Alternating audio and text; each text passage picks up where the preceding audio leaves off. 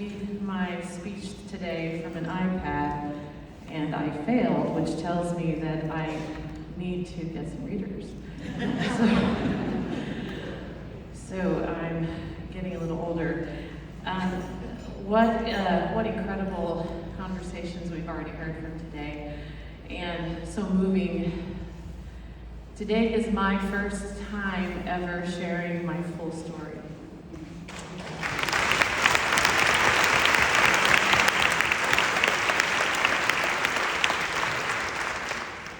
And it's my story.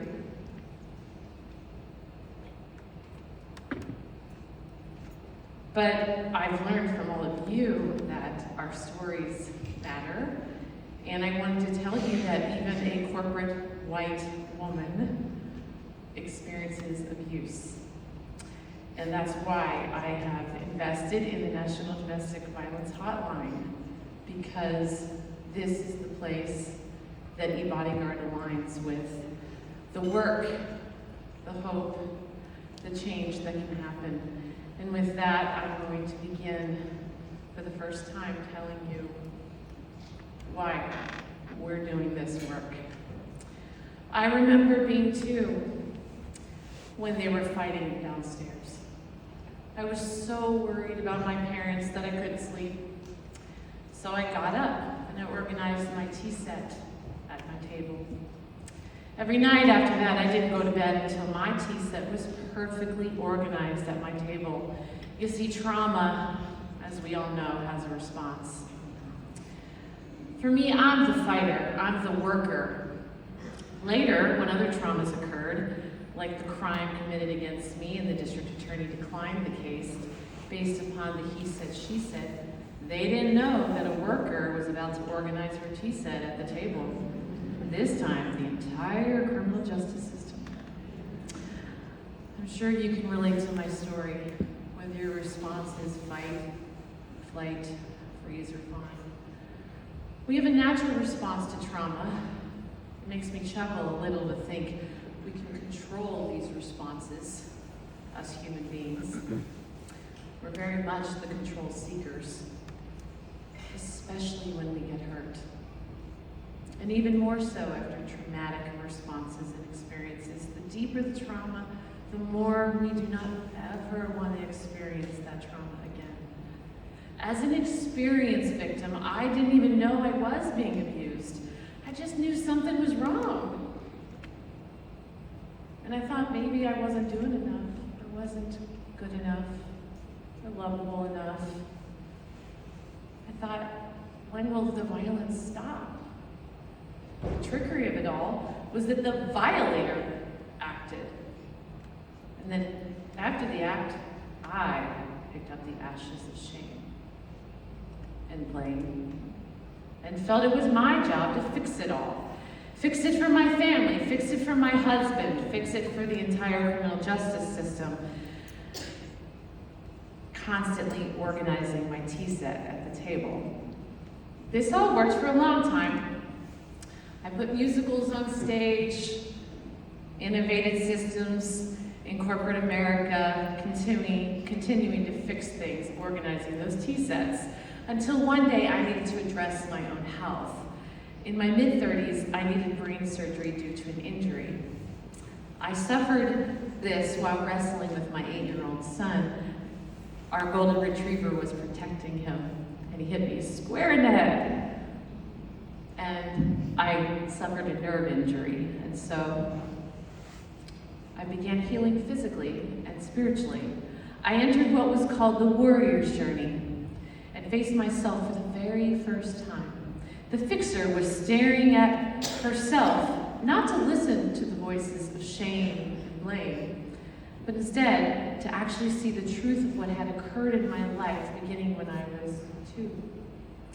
To heal those open wounds, and so they can become scars of character on the journey. This period of my life, facing me, facing the demons, facing those violators, facing the fears, honestly caused me to become the victor over the victim, to understand that my life was purposed. And I didn't have to hide in the shadows of shame. of that abuse. Instead, it was time to be honest and to speak the truth. That this journey is a freedom journey. This led me to create eBodyGuard, knowing that everyone deserves safety.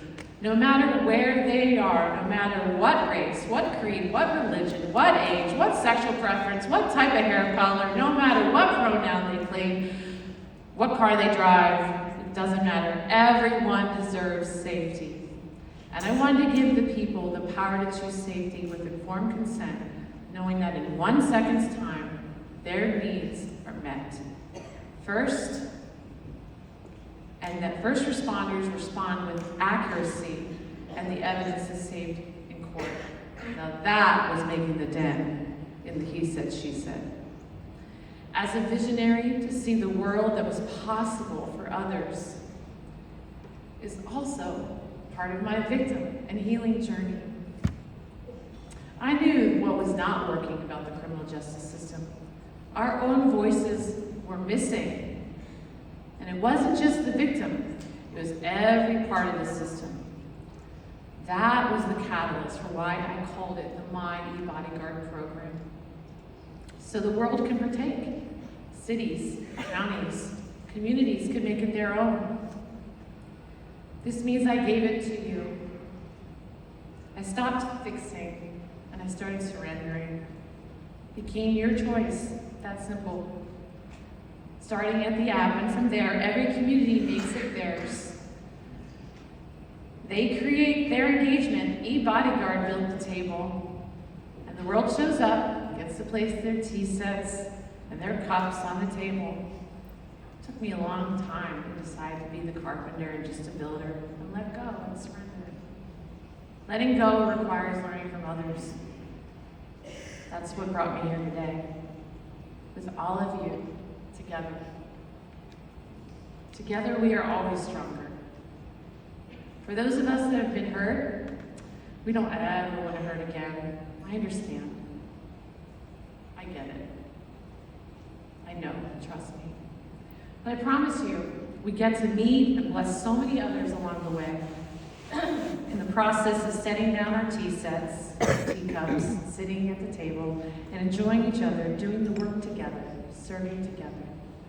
It's worth it. There's more love, there's more joy, there's more freedom on this side of the table because we achieve more together. My God, my family, my friends, you. Now as we move forward, we'll hear from leaders who have shaped and upheld the laws that protect survivors like all of us. Thank you.